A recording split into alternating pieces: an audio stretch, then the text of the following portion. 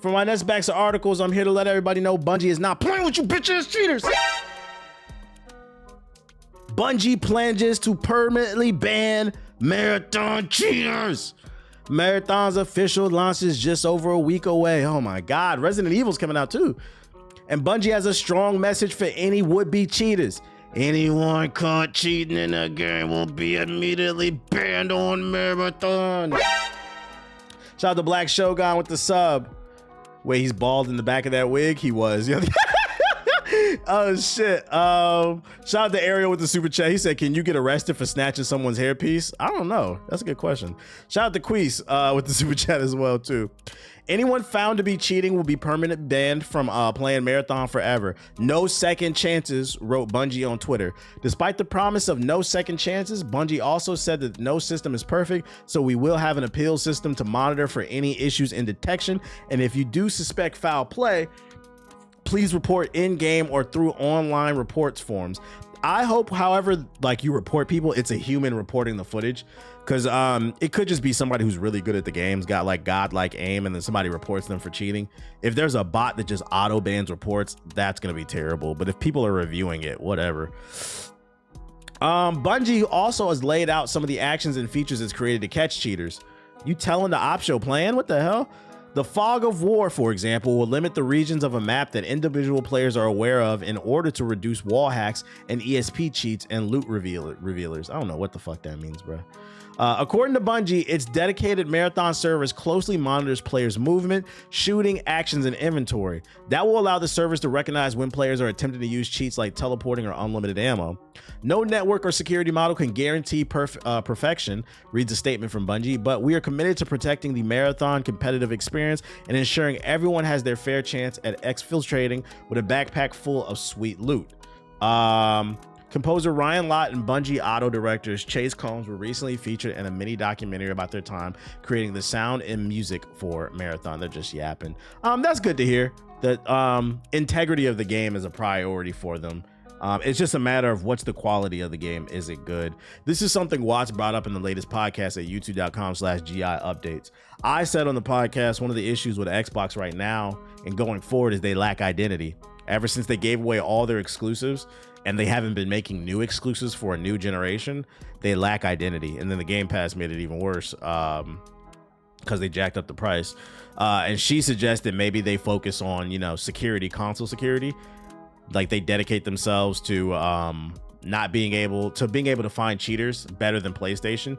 And now I wanted to ask that, I wanted to bring that up on stream. Would that be a selling point for you if you're like primarily a console gamer?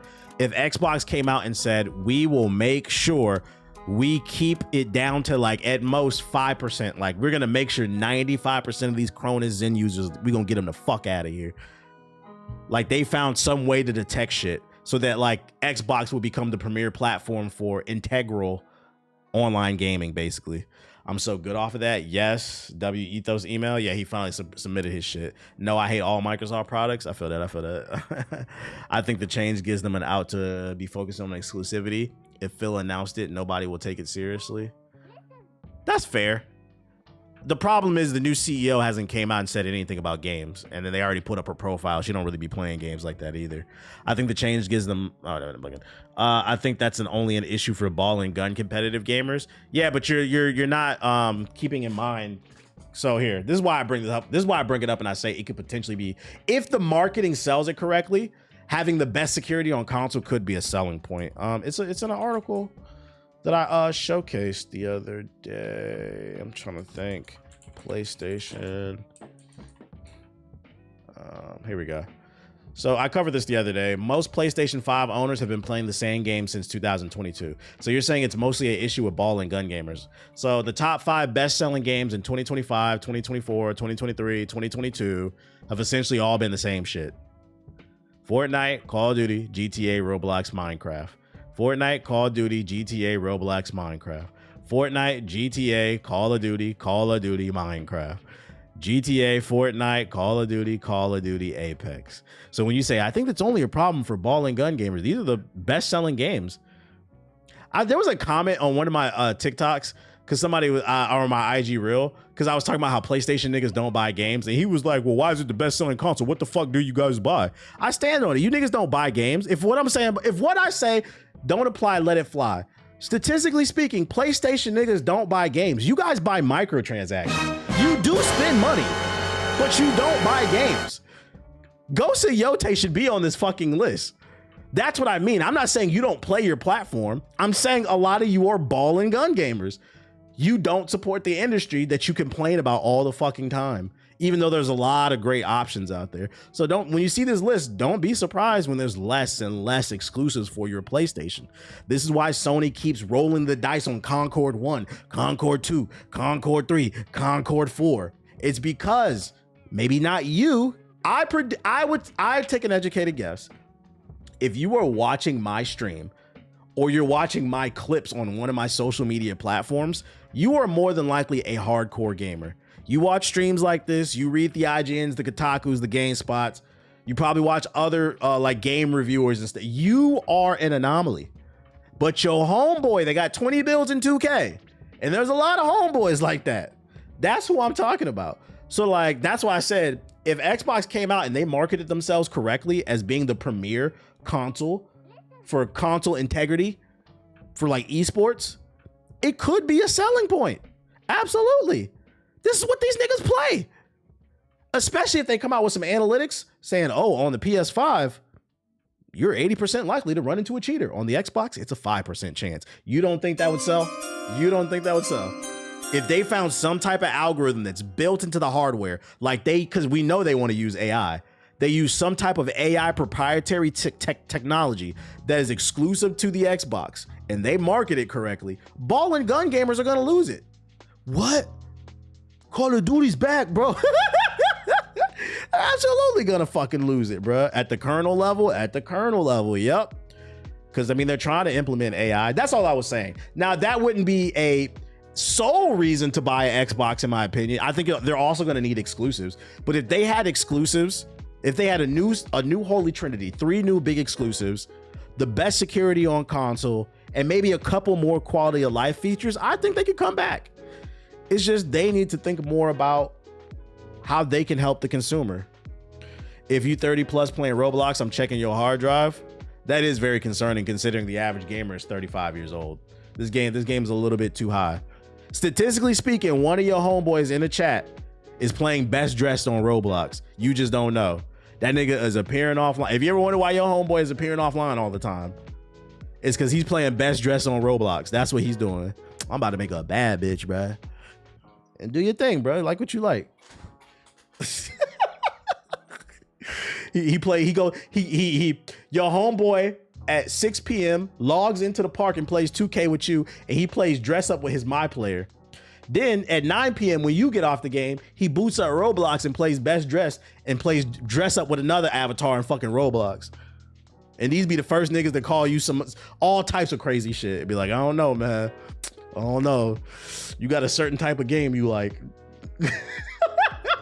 I got a homie, he 32 kids, be on Xbox and play Roblox. That's different if you playing with your kids. That's different. But I don't know, just food for thought. Because I was talking about on the podcast, with all this Xbox drama going on, anybody can dunk on them. Like, it's easy to have a conversation and say, oh man, Xbox is failing. That shit is trash. But I can't stress enough when I'm saying that, like, I don't want them to fail, because I don't want to live in a world where only PlayStation exists. We're all going to hell, trust me. So I think it's also important to, provide solutions. Try to find balance in the conversation. That's why it may not be the best idea, but I'm just throwing ideas out there, because you never know who's going to see one of my videos. You never know who's going to see one of your videos, one of your tweets or something like that. So like, I'm just throwing suggestions out there because I don't want them to get the fuck up out the way. But anyways, what else I got for you? 007 First Light aims to channel Batman Arkham free flow combat with Uncharted spectacle. James Bond has never been shy to get his knuckles bloody, and IO Interactive's First Light, the rookie M16 agent, will have the opportunity to get into several scraps. This makes for a big departure from IO's work on the Hitman World of Assassination trilogy, where combat was always seen as a last resort. as the studio has been inspired by some of the greatest action games of all time for its Bond origin story. Taking a few pages from Arkham and Uncharted's playbook, the studio is aiming to create a combat system that's fast, furious, and flows into cinematic set pieces. And I'm here to let you know, I like to hear that. Because one thing I was worried about with this game is, it looked like Hitman with a 007 coat of paint. I know a lot of people are big fans of Hitman. I can acknowledge that. And I'll go as far as to say I think they're good games. But Hitman just never resonated with me personally. It's not my cup of tea. So I was hoping that they, inched a little bit away from that. And this article made me happy to know that they are. What are the references here? What other games that do this well on the same scale and the same kind of scope of this game? Obviously, we have some references there in approach to close combat, gameplay's director said to Game Informer. I think you see the Arkham games, you see those games in it. You also see modern takes on destructibility in the environment that are not necessarily from the Arkham games, but newer takes like Uncharted. We have a deeper system than that because we want to do more of it. And from shooting, you see references that are also from modern games. So they said it's deeper than that shit, bro. It's deeper than that. Groff added that the main takeaway that any path should be viable for a player, whether that be fisticuffs, stealth, or using Bond's smooth talking skills and gadgets to escape a dangerous situation. So you're gonna play any kind of way you want. That's cool. We want to set the player up to choose for himself what kind of player you are. What kind of play style do you prefer? I prefer a stealthy playthrough until I get caught, then I'll just air that bitch out. That's how I like to play when I'm given the option.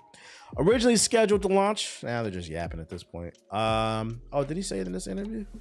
Oh, it's a quote from it. Okay, whatever. If you want to watch the full interview, I'll drop the link in the chat. That's good to hear. That's a W, in my opinion.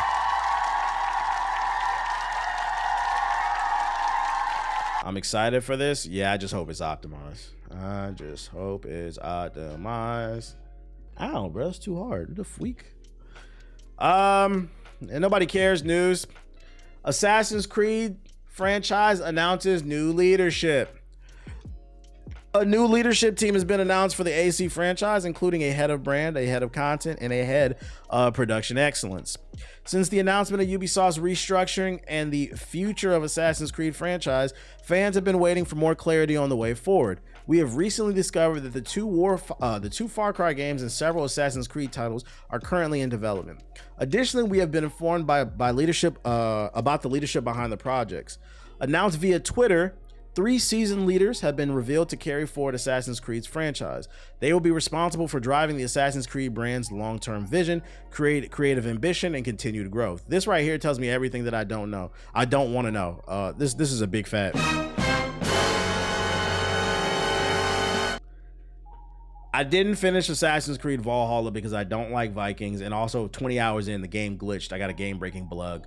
They probably patched it by now, but it's years later. I don't give a fuck. I couldn't continue the story because I got a game-breaking bug. I did not finish Assassin's Creed Japan, which breaks my heart because I really wanted the franchise to go to Japan. The game was cool, but it's just too fucking long. I had 75 hours on that game and I still wasn't done, and I just couldn't bring myself to fucking finish it. But I played more than enough to get an idea about it. My issue with this statement right here is, when does the war end between the Templars and Assassins? The best part about Assassin's Creed from 1 to 3 and the games in between is it was hinting at a war in the modern day between the Templars and Assassins. And at some point it was going to come to an end and there was going to be a conclusion where humanity was saved. I'm just over it. I don't care. I don't care, man. Unless I'm comfortable saying Assassin's Creed is and it pains me to say this because at one point Assassin's Creed was top 5 to me, man. But you lived long enough to become the villain. Assassin's Creed Odyssey, what up, Zuri, was the last one that I thoroughly enjoyed, but I'm comfortable saying after the last 2 games, Assassin's Creed has officially moved into the Call of Duty bracket for me.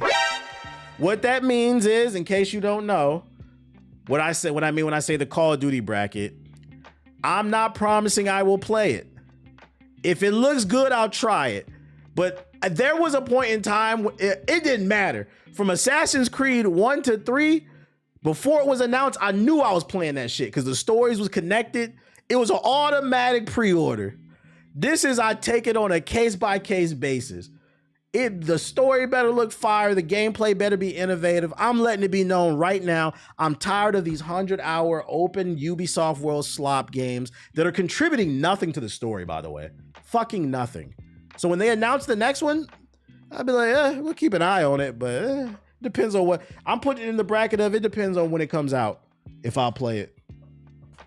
We need another good Watch Dogs. Watch Dogs ain't coming back. They killed that shit, bro, with the third game.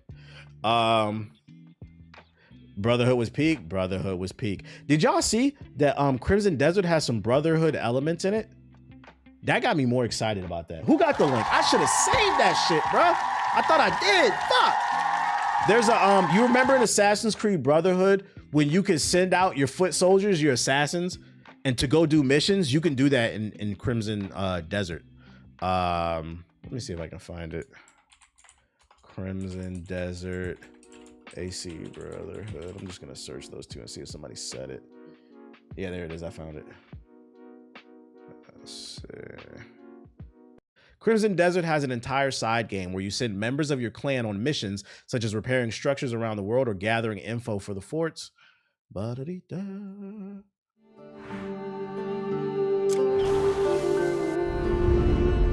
Yeah, Crimson Desert might be one of them games. I may or may not be playing it tomorrow.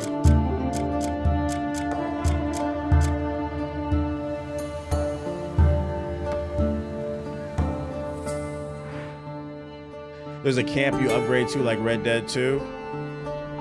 Now, will I be doing it? It depends on how fun this shit is. I hate you? What did I do? What did I do? What did I fucking do, man? I didn't do shit, dude. I'm just playing the fucking game, just talking. We just talking about games, chat. I'm rooting for this game. I hope it's really good. It looks good. Bombastic side eye. I miss Sleeping Dogs too. You're never getting another one. The only way we're getting another Sleeping Dogs game is if that movie comes out and it's good and like it sells really well. Then it might reignite the series, but that movie's got to do well, and we don't even know if that's ever coming out. Before the game releases, they better show a full 15 minutes of free roam gameplay. That's pretty much already on YouTube. They dropped a bunch of dev diaries, and then they dropped a bunch of, you can watch gameplay, like 20 minutes of gameplay just running around. That's been on YouTube for a while. What was I about to say? Yeah, I'm hoping it's in the. I'm hoping with Crimson Desert, that's our first Game of the Year nomination. I'm hoping. Other news and no shit news. Saints Row's director believes the franchise is dead. Last year, Chris Stockman, the original designer for Saints Row, told fans that he was working on a pitch to return the franchise to its roots. Now Stockman isn't holding out much hope for a revival and believes the franchise is dead. Stockman made his original remarks on Discord, which have been posted on Twitter. I think the franchise is dead, unfortunately. I get the sense that Embracer has zero ability to do anything with it. I wish things were different. I tried my best to offer a path forward, but they ghosted me. Say it ain't so, man. Say it ain't so. What is this tweet? They ghosted him. He's trying to bring it back. Pitch for them. Can't say one. Guys and girls, I have a hopeful news. I've been asked to create a pitch. Oh yeah, this is back. This is back last year. I remember this news. Yeah, got ghosted is crazy. I mean, the last one did so poorly, but the last one did poorly because like it was just. I don't think it was a horrible game. I think it was just painfully average, man. I don't know what it is. I don't know what it is about painfully average games. I'd rather actually play a bad game, like an objectively bad game, like Mind's Eye. Because at least with like something like Mind's Eye, you'll laugh at the glitches and shit. Like you know what you're going into. Versus a painfully mid game like Saints Row. It was an open world game with really generic third person shooting. And the characters were terrible. I didn't understand that shit. It was a gangbanging game with a bunch of Gen Z weirdos. I didn't get it. That game was ass. I don't think it was ass. I just think it was below average. There's levels to shit. Like it was a functional, to me, a game, and this is why I said like we gotta expand our vocabulary. In my humble opinion, a game that's flat out ass is not functional.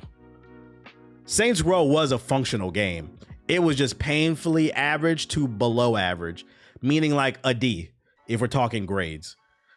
But like a straight up F, it was a functional game. It just was nothing special about it. Mind's Eye is not a functional game. That is ass, bro. That's what I be trying to say. A lot of y'all never played a bad game, so you don't actually know what one is. So then it comes across like I'm shilling. They're like, nah, y'all niggas don't know what a bad game. Y'all didn't live through that era of fucking movie tie-in games, bro. Like Aquaman and all that other bullshit. Gen Z cosplay gangbangers. Yeah, the story shit was really weird. I didn't get that at all. Just like High Guard. High Guard is a painfully mid below average game, but it is functional. Like, it's not the worst thing ever, bro. Crackdown 3 was ass. Crackdown 3 was an ass game. Like that was a terrible era. There is, before we get, I feel like everything nowadays is either an A or like an F. And like, you know, there's level, there's the B, there's the C, there's a D. I would put Saints Row in the D category. It just because a D is technically passing. It's just barely passing though. You don't want a fucking D though. It means it's functional. But High Guard was the worst, brother. Stop the cap. High Guard was the worst game ever. You haven't played a lot of games then. You see what I mean? You literally just proved my point. It's your first time in the chat. You literally just proved my point. High Guard. You want to die on that hill? You want to die on that hill? Because I can flex my game knowledge on you. Do you want to die on that hill? He said, here we go. He said, no. Exactly. But that's what you said, though. This is why I said, we got to expand our fucking vocabulary, man. We gotta expand the vocabulary. You want me to show you some Bubsy 3D gameplay? Oh, brother. Gotta be challenged. Yeah, first chat of things. In other news, we now have some insight into the future of EVO, the world's biggest fighting game tournament. For those unaware, the deal is finished. The Saudi investment group is fully in ownership of EVO.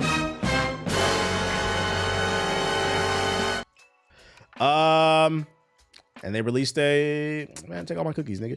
They released an article basically talking about what you can expect. For over 2 decades, EVO has been where the fighting game community gathers. Our champions rise and their legacies are cemented. What began in arcade tournaments has become the world's largest offline video game competitions with tentpole events across 3 continents. Now we are evolving again.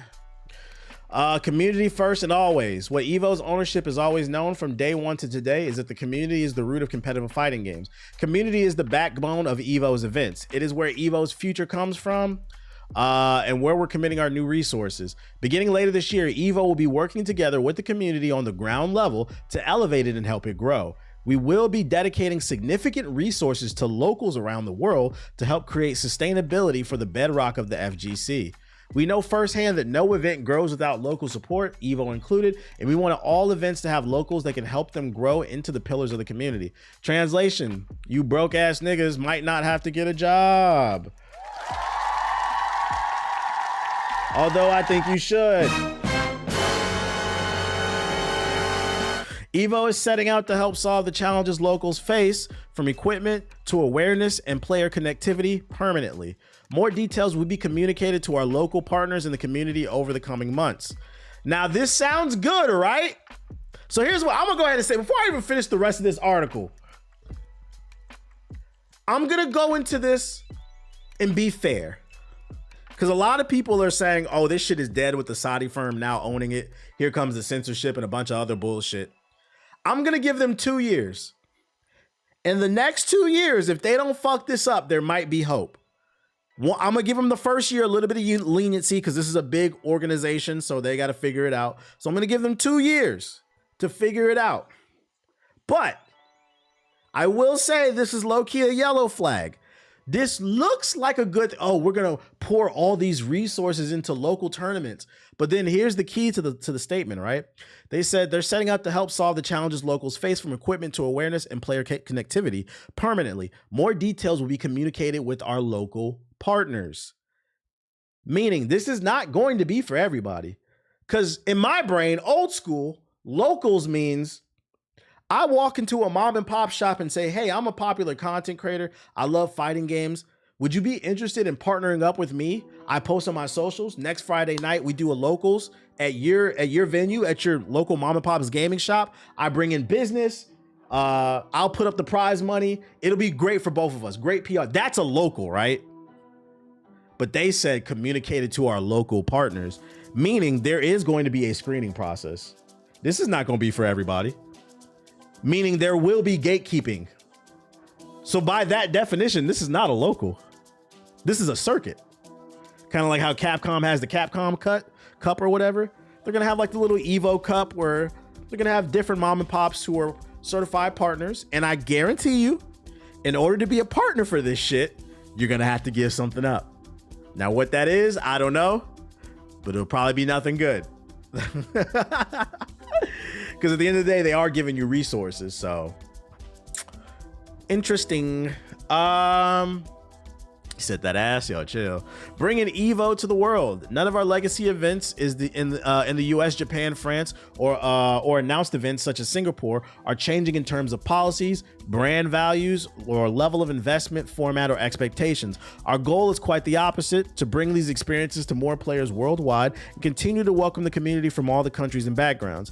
Beginning in 2027, Evo will expand into 2 new destinations as part of our long-term commitment to bringing fighting game players together. Soon you'll be hearing more information about Evo touching down in new locations, including Brazil, Morocco, Mexico, Saudi Arabia, and China. Great for them for generating more money from a branding standpoint, but I'm not gonna lie, it kind of waters shit down. I don't care what nobody says, guys. If you're not familiar with the FGC, if you didn't win Evo in the United States and maybe Japan, we don't care. France, we don't care. Now, and I'm gonna be honest, I'm giving a little bit of leeway because some of the best players are in Japan, but everybody knows when you say you're Evo champion, we're talking about the American one. That is the biggest one. So I kind of feel like this waters it down. Like saying that you're the Evo champ of Morocco, like who's going to that? Evo Cleveland. That's what I'm saying. Like, and you know this is a money play, right? They're watering the brand down, but this is a money play. Hey, I'm the Evo champ of Ohio. Who cares? Like, that's fucking funny, dude. Unless they change the format to where maybe like these ones, as well as the France and Japan one, are before the US, and in order to qualify for the US, you got to place a certain level here. But then that makes the accessibility go down. I don't know. I think it waters down the brand. But anyways, Evo will be building a new sustainable events that highlight our diverse regional communities around the globe. We're making our mission to ensure fighting game events are available for Generations 2 players. Evo Cincinnati. Announcing a new fighting game world championship powered by Evo. Evo is excited to announce that a part of our next evolution will be hosting a new championship format designed to uncover who is truly the grandmaster of fighting games. Unlike existing world champions, this new format will require competitors to showcase their mastery of multiple fighting games, putting their adaptability, game knowledge, and fighting game fundamentals to the ultimate test. Only by demonstrating next level skills across entire fighting game genres can a player rise to claim the latest championship. That's actually pretty interesting. So almost like a because you know in boxing they have like the undisputed pound for pound champion, kind of like that.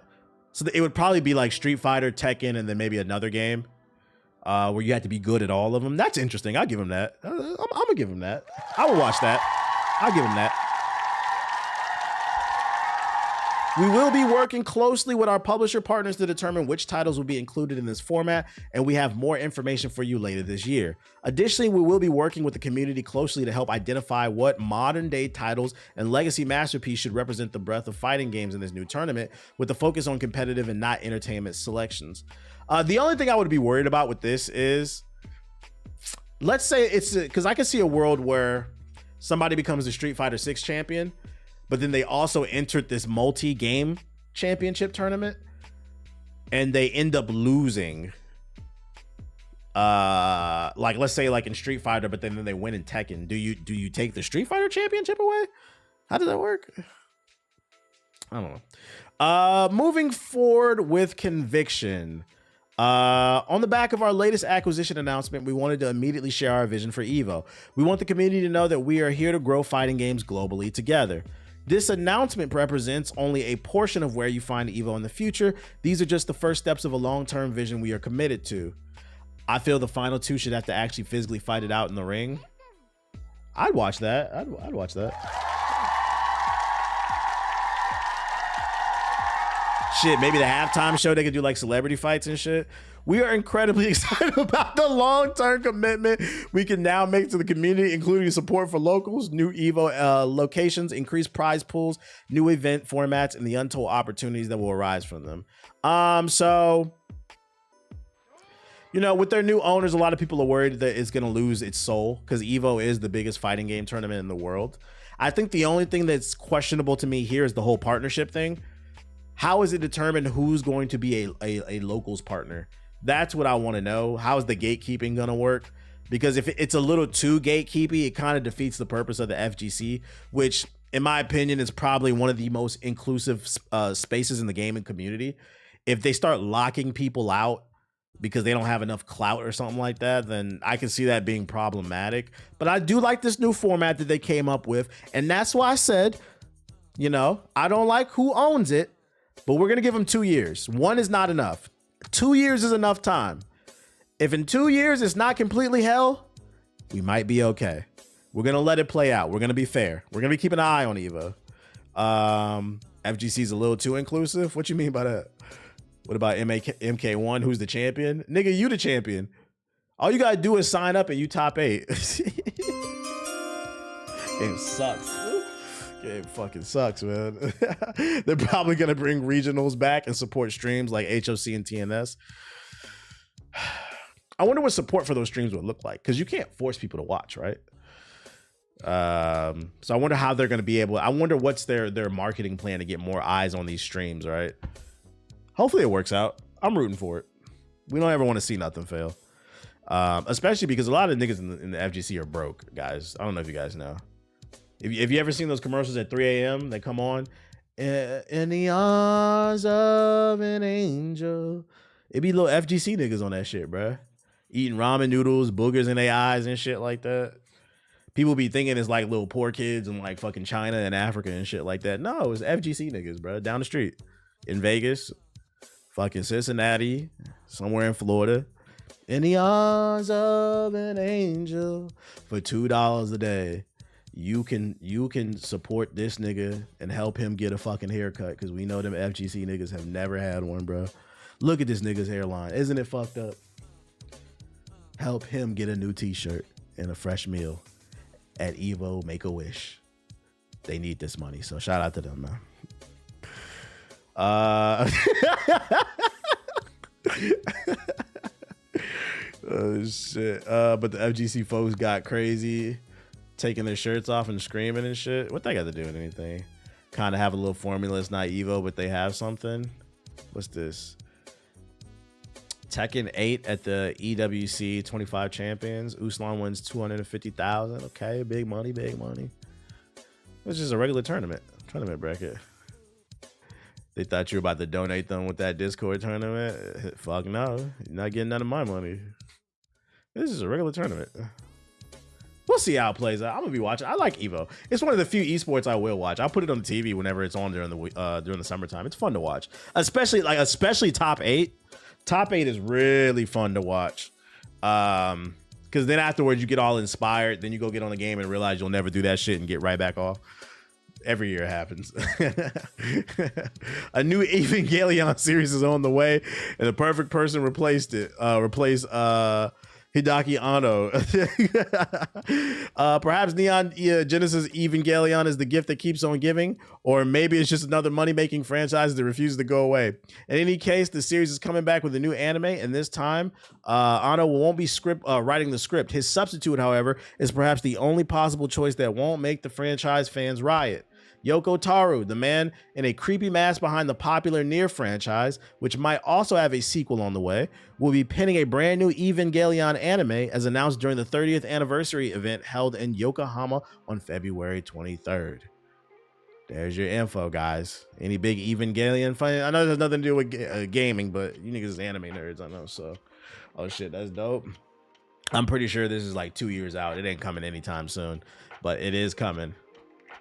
As a longtime anime fan, not gonna lie, I never cared for Evangelion.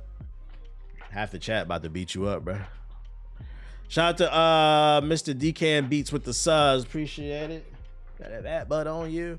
And then last but not least, Nintendo announces a surprise live stream tomorrow, but it's not a full Nintendo Direct.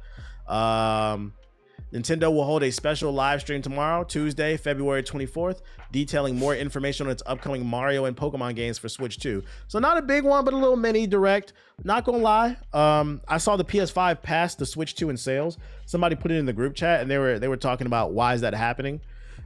Switch 2's a new console, and I was like, that's an easy answer. The Switch 2 ain't got no fucking game, baby. What the fuck? You talking about Xbox? That Switch 2 don't got no games either. Like, motherfuckers got quick. They got tired of that open world Mario Kart real quick. The only game that was on there was that Donkey Kong, and that frame rate dropping, so I'm not playing that shit. Neither does the PS5. The PS5 got plenty of games for the average nigga, bruh. You want me to bring up the top 5 games of the last 5 years? GTA 5, they bought it to play GTA 5 up-res. Call of Duty appears twice in certain years. Roblox. There's plenty of games for them niggas to play, bro. I would not be covering this. I don't even know if I'm streaming tomorrow. I don't know. It depends on how I feel and how long it takes for me to get home, because I'm going to an event tomorrow. So, you know, the motion, man. Back at it again. So it's probably like an 80% chance I'm not streaming tomorrow. Just too much motion going on. I'll probably be tired, you know, parlaying and shit. Fucking, you know. You plan on playing Reanimal? Probably not. Yeah. Do you know the motion, man? The motion, man. The motion, man. Do you know the motion, man? At twitch.tv / the Black Hokage. This shit. Anyways. You said RE9 event? No, it's not Resident Evil 9. The Resident Evil 9 event was last week, nigga. Keep up. That was last week.